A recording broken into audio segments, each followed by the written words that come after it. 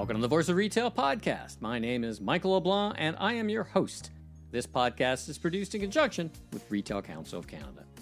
In this episode, I sit down with Cheryl and Seng, VP of Retail at Circana, to explore Canadian retail trends, consumer behavior, and the evolving role of data analytics.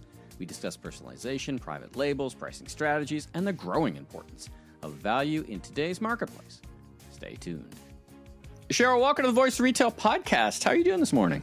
I am doing amazingly well, despite the cold weather. Thank you so much for asking. We were talking about that off mic. Where are we finding you today? In Canmore, Alberta, minus 31 degrees. Beautiful. That's a beautiful part of the world, warm. Well, it's a little more beautiful maybe when it's a little warmer, but now you don't sound like you're from Canmore. Where'd you grow up? I was born in Mauritius Island. Not many people are likely aware of it, but it's a small tropical island off the east coast of Africa. But I mostly grew up in Australia due to my father's work. So I don't think I can ever let go of my Australian twang. But my friends and family back home do tell me that my accent somewhat sounds a little bit different these days. Well, no wonder you're a fan of the cold then, growing up in Australia and Mauritius. You're all set for it. What a change.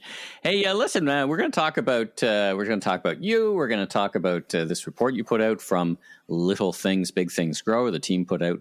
But let's talk about you for a little bit. Who are you and what do you do for a living? Definitely. So I am the VP of Retail for Canada, and I'm very well aware that some of our clients, they know us historically as IRI, but also the NPD group. So just for a little bit of background and just to make sure for those who are new to our company, Circana, back in 2022, IRI and the NPD group merged, a merger made in heaven, and we are now Circana. So, my previous role was country lead for Canada, but with the merger and new focus in terms of how we will support our client partners, my role right now is to support our retail partners in the Canadian landscape. And talk about the scope and scale of Circana a little bit. Where's it an international organization? Just give us a little bit of absolutely. Of what you cover. Now, you're not the first person I've talked to from Circana, of course. Vince, I know quite well. He's been on my other podcast, the Food Professor podcast. So I know lots of folks from Circana. But for the people listening, how big are you, and what do you cover? And give us a full scope, and then we'll kind of dive down a little down the retail track. Absolutely. I mean, we are a global company. When you talk about our wealth of information, we're here capturing 4 trillion of consumer trends across 26 industries, 23 countries that we compete in, and, we continue to innovate and spread our footprint on a ongoing basis. So no doubt our expertise there, we've got partners all around the world, and we're very happy to support them ongoing. Now, how do you collect your data?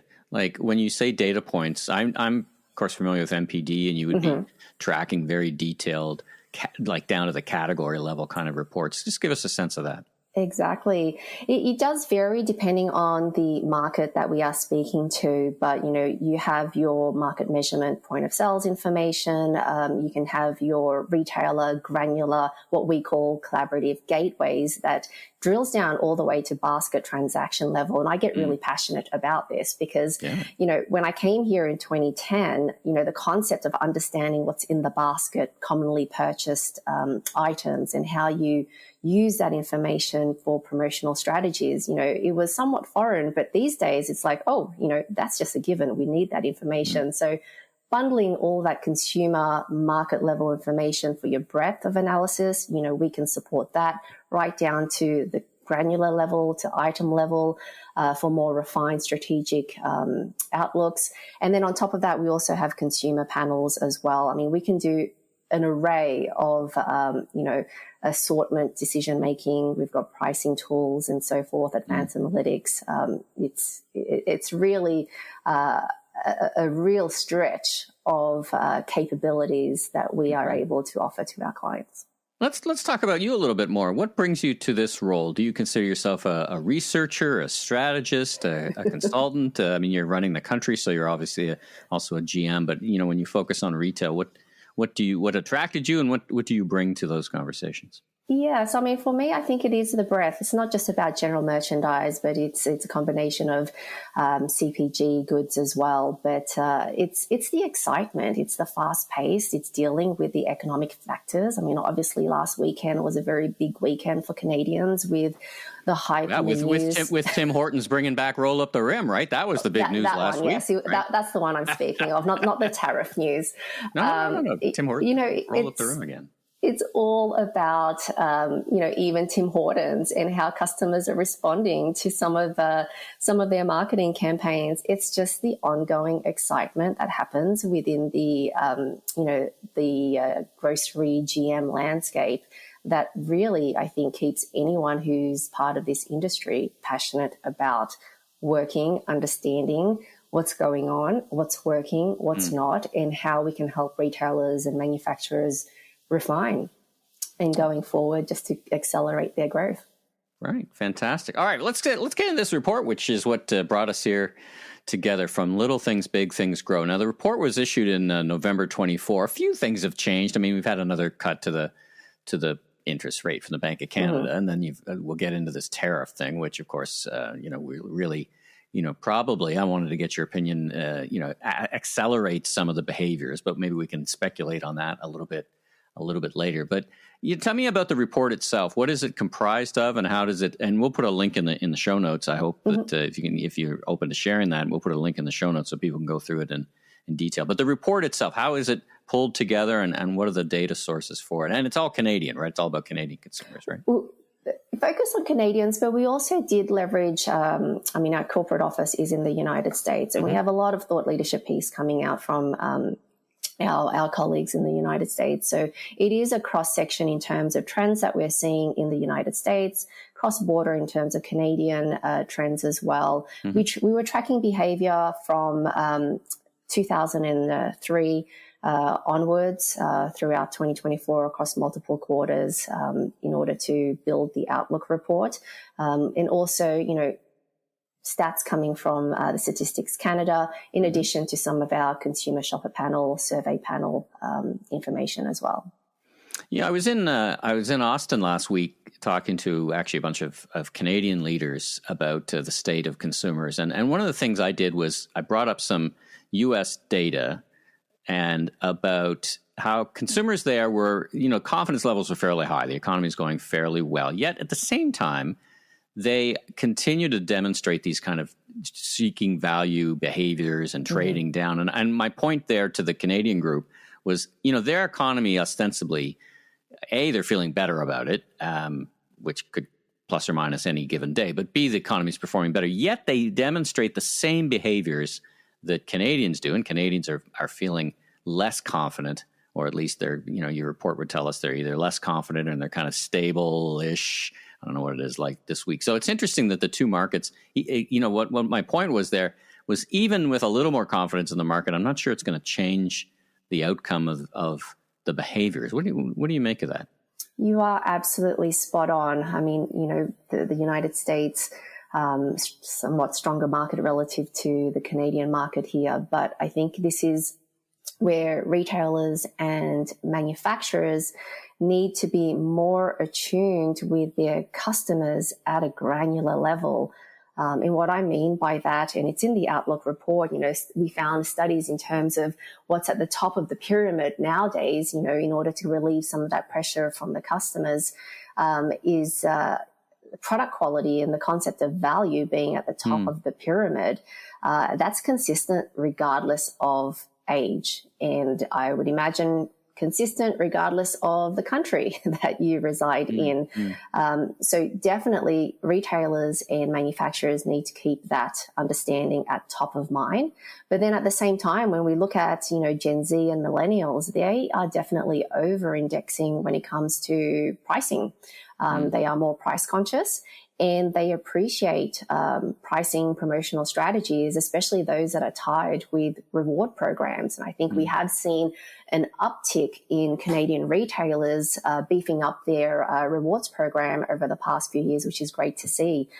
So I think it's retailers. How can you continue to give out those reward points to, these certain groups of customers get them into your store, retain them, and ensure that, you're hitting the right point without diluting that reward power in any way.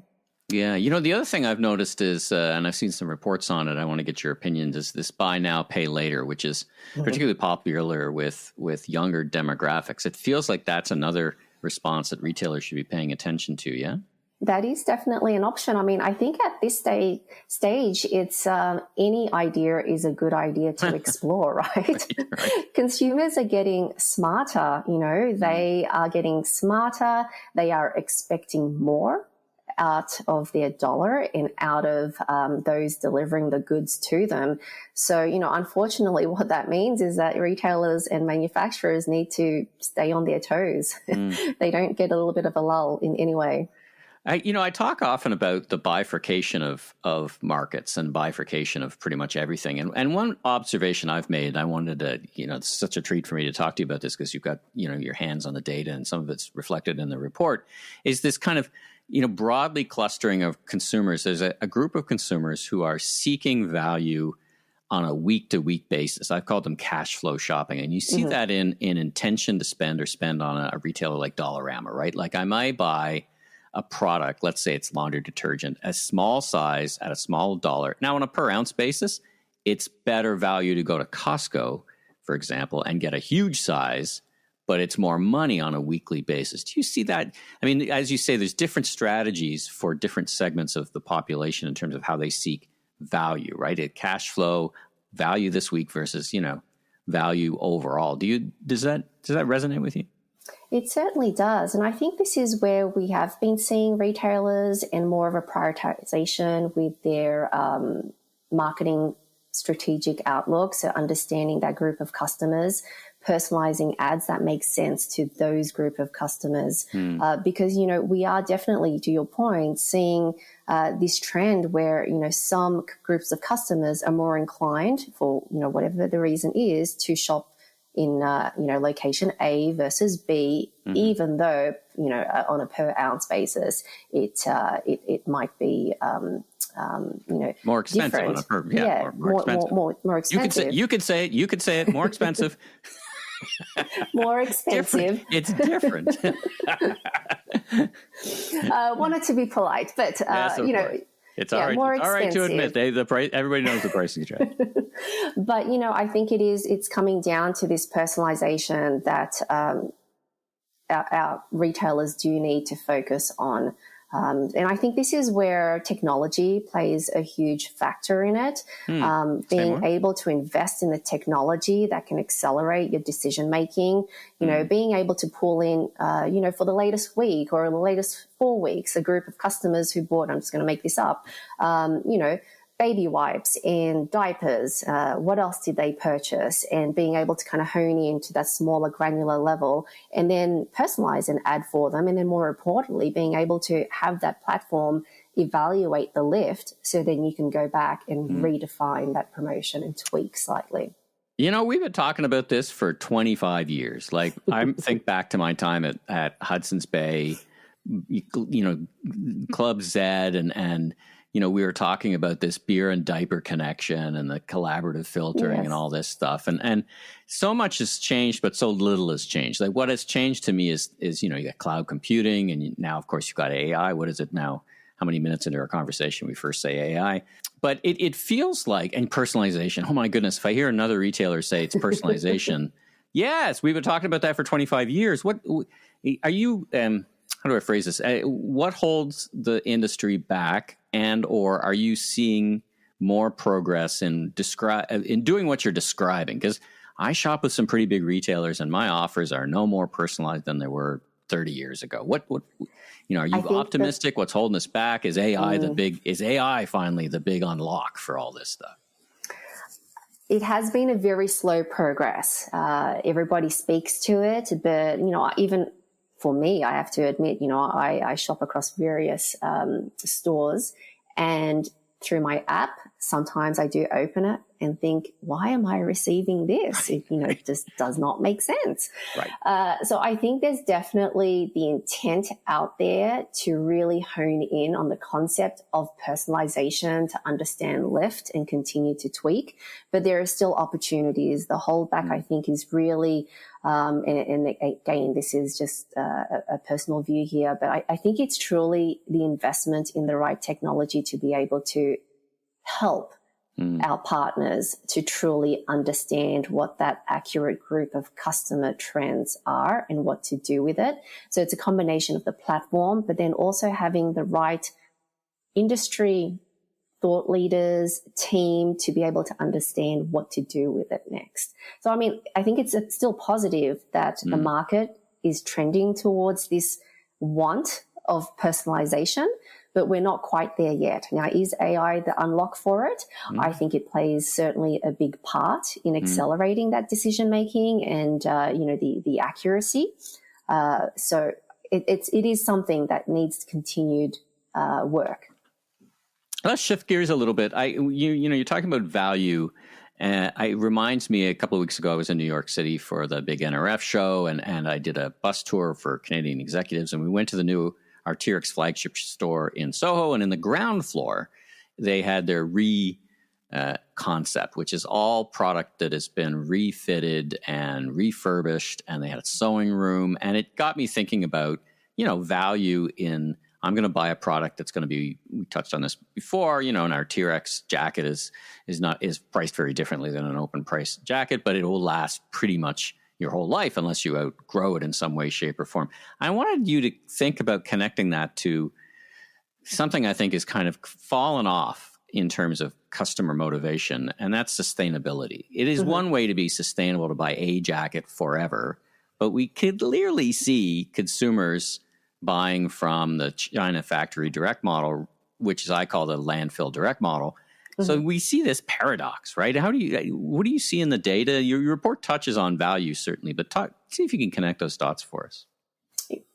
That is a very challenging question. I mean, in terms of the value concept and being able to sustain that customer and their spend, the report does also touch on creating experiences and memories as an opportunity. For your example in terms of jackets, you're absolutely right. The interpurchase interval for a jacket, it could be a lifetime unless somebody changes shape in any way or size. Sure. But at the same time, creating a memorable experience in store, whether it's excitement, with the in-store experience, the, salesperson, or even the design of the store, all of that are opportunities to be able to sustain a customer and really help them to associate the value with that brand as they're creating the memories throughout their purchase process. So then hopefully, creating those strong sentiments and memories will continue to bring them back in store for that sustainable growth. Report talks about a little treat culture. I think of it, I think of the phrase a little differently. I call it splurging. And what I've noticed, because it is tracked in some reports, including I think yours, you call it the treat, I call it splurging. But one of the things I've noticed over the past 18 months, particularly amongst younger demographics, is this harmonization with all. It used to be that a treat or a splurge, let's say for your younger demographics, your Gen X or whatever, would be going to a restaurant. That was a bit of a splurge, whatever you went. Now, it's interesting. It seems everybody thinks a splurge, notwithstanding Taylor Swift tickets, which is a bit of an outlier, is going to the grocery store and paying more at the grocery store. That's the splurge. And I was shocked to see that Gen X and younger people are like, yeah, I'm gonna get a better cut of meat or whatever. That's my splurge versus going out. How do you think of splurges, and how does it factor into, and how does it help retailers understand consumer behavior? I mean, I think you are absolutely right. I think this is where the report refers to the little treat culture, because with the pressured environment that our consumers are in, especially with, millennials, Gen X, like the premium coffee segment is the fastest growing coffee segment. So when you think about treats, these group of customers are going in and getting, I'm just going to make this up, but like, a caramel macchiato as like a little treat. And it helps them just to resonate. You pretty much got to cash a bond now, though, to get that, right? I mean, the price of coffee, unfortunately, connected to sustainability, the price of coffee is just, it's skyrocketing, and it's not coming down, right? I mean, geez, you guys know that on your food service side, right? Absolutely. So, I mean, I think these little treats in the culture is very important for any retailer to capture. And again, like I use myself as an example. I love cheese, but when you think about some of the high-end cheese out there in the market, and some of the price points for those products, it's not something that I purchase as frequently as before. So again, going back to the concept of like creating the memories and the treats, date night, cheese and wine with the hubby. That is an opportunity for retailers out there just to kind of capture those moments, right? Beyond your Valentine's Day and so forth. Yeah. Hey, I wanted to start connecting some of your insights to current events. And I wanted to start with, you talk about consumers in the driver's seat in the report, and we know that COVID changed consumer behaviors. They're much more willing to seek out right now value, but they'll go to multiple stores way more than they did before. And now we have a pretty strong, and I think it could sustain in one way, shape, or another, Buy Canada movement. And what do you think of that? Do you think that can stick? I mean, it's going to be somewhat guided by current events, but is this something that you are going to start to track, and how does it fit into your model? I mean, the buy local concept isn't really a new concept. I mean, we partner with multiple retailers, and many of our client partners have been focused on that over the past few years. There is certainly, especially since the weekend, a certain hype around buying local. I think there is a little bit of gray area in terms of what is defined there's a lot of gray area. Local. Oh yeah, lots of gray area. Actually, I was talking about this on my other podcast. We need a ranking system. In other words, 1 star to 5 stars, right? 0. It's 100% American, let's say.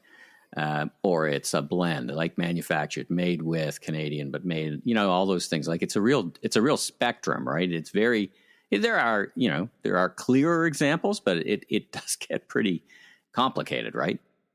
It does, definitely. So, I mean, I don't think the buy local is a new trend in any way. Right, It is going to stick regardless as to what happens now with the latest tariff news, but it's certainly going to be at the minds of customers more so, but it has been around for a while now. Yeah. I want to talk about private label for a sec, because it does connect into the trading down behavior that you talk about in the report. And I was reading a report in the U.S. that I think it said, and again, connecting to comparable consumer behavior, that in the U.S., the 4% increase in private labels, and that consumers it's one of their first trading down behaviors. I wanted to get your assessment of, is that a trading down behavior in as much as consumers are looking to make that move from a financial or a budgeting perspective, and or is that the private label products have just, are seen differently, and their quality has come to a point where consumers are like, hey, I don't feel smart if I'm not making these decisions, because why would I pay more? How do you assess those two things? With private label, a big opportunity for retailers out here, as we think about customers, their, higher sentiments around product quality and value. Again, like I mentioned before, the concept of value means different things to different grouping of customers. Right. So it's not just necessarily the price point. So this is where I think there is the opportunity for retailers out there. Private label doesn't necessarily just have to be that price point. They need to also focus on the on-shelf image, the packaging. Again, customers are getting smarter. Does it have that cheap look aspect to it? Or, even though it's private label, does it still show bright and, gets that attention on shelf? So, I mean, I think, for private label products, yes, some customers might be trading down in terms of the price point, but we've also seen in trends some changes to certain private label products where, again, the packaging has improved and the perception of customers, they don't necessarily associate that, I'm going to use in quotes, private label product as being a private label because it's showing on shelf as something more. Interesting. Last question for you. I want to talk about pricing strategy. So you raise an interesting point about everyday EDLP pricing versus a high-low pricing structure. And we have examples of retailers that follow both. And I often think about sometimes pricing, EDLP can be a little boring. Like it's hard to have an exciting promotion when it's like, this is our price every day. I mean, retailers do a very good job of communicating that versus, hey, listen, this is on deal 30% off. And consumers then have to say, well, what is, is that the right price? Is this fun now for me? Is it a bit of gamification? How do you think about that? What does the data tell you? It's a little bit of a tough one, but I mean, I think the overall trend in terms of what we have seen with everyday low pricing, consumers forget at the end of the day. They will remember that it used to be at a certain higher price point and then it dropped down. Great excitement. I'm going to go in and purchase. Weeks tick along. It continues to remain at that certain price point and the memory fades. This is now, what I'm accustomed to. So as a customer, when are you going to go on sale now? So there is certainly a risk in that everyday low pricing, which I'm sure like everybody understands. So it is very much a cautious strategy that needs to be evaluated if that is going to take place.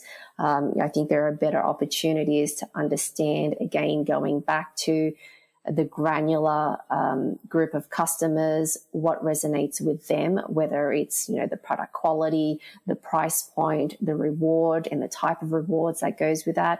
That's probably, what we're seeing, a better effort or more effective effort to be able to target your group of customers and win them over. Where can folks go to get in touch with you and see the report and see all the great work that Circana does? Definitely. I'm always happy to connect with folks on LinkedIn and have conversations with them. So by all means, reach out to me that way. Also my email, so cheryl.ongseng@circana.com. Follow Circana. We have a lot of thought leadership pieces on a regular basis. So, stay attuned to those pieces that come out. Well, Cheryl, thanks so much for joining me on the Voice Retail Podcast. Real fun chitting and chatting. Congratulations on all the success so far. And I'm sure it will be an interesting year ahead as retailers try to figure out how consumers are going to react to some very dynamic events. But I'm sure you guys will be on it. So thanks again for joining me on the pod and taking time away from that breathtaking view you've got there in Canmore to look in the microphone for a little bit. And I hope you have a great rest of your week. Thank you so much for having me. It was very fun. Thanks for tuning into this episode of The Voice of Retail. If you haven't already, follow on your favorite podcast platform so new episodes will land automatically each week. And be sure and check out my other retail industry media properties, the Remarkable Retail Podcast with Steve Dennis and the Global E-Commerce Leaders Podcast. I'm your host, Michael LeBlanc, Senior Retail Advisor, Keynote Speaker. If you want more content or chat, follow me on LinkedIn. Safe travels, everyone.